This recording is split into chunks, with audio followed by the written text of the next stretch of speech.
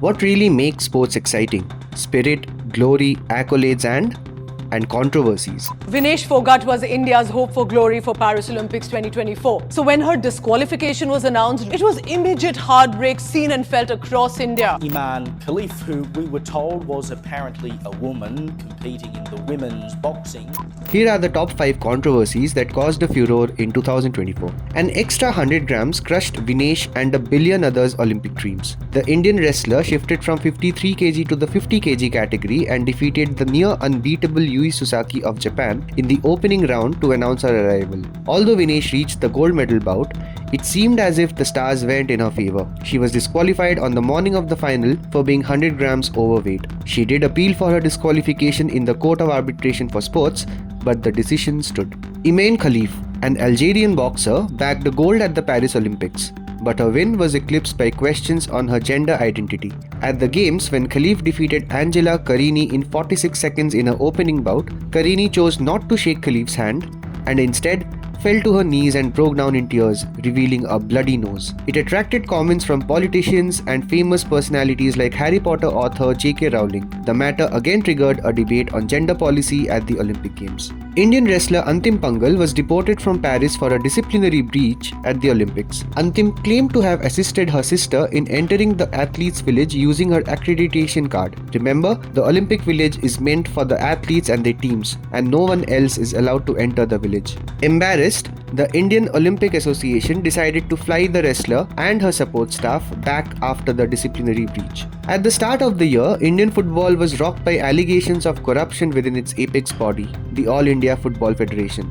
Nilanjan Bhattacharjee, who was sacked as AIFF's principal legal head, wrote to the Prime Minister claiming that President Kalyan Chaubey had siphoned off money from the Federation's funds for his personal expenses. He also alleged that he had worked out corruption avenues through a non-transparent tender process. And it didn't end there. Indian Olympic Association President P.T. Usha accused Chaubey of impersonating as the acting CEO of the IOA. She also stated that the agenda using official IOA stationery for a special general meeting was both illegal and in violation of the IOA constitution. Meanwhile, the Indian Olympic Association and its president P.T. Usha were not on great terms throughout the year. Amidst the infighting, the IOA treasurer alleged that the sports body had lost Rs 24 crore due to a faulty sponsorship agreement with Reliance Industries Limited. P.T. Usha, however, rejected the allegations. With the executive committee and P.T. Usha at loggerheads with each other, there was frequent delay in the disbursement of scholarship to athletes from the International Olympic Committee's Olympic Solidarity Fund. This caused significant heartache to several athletes.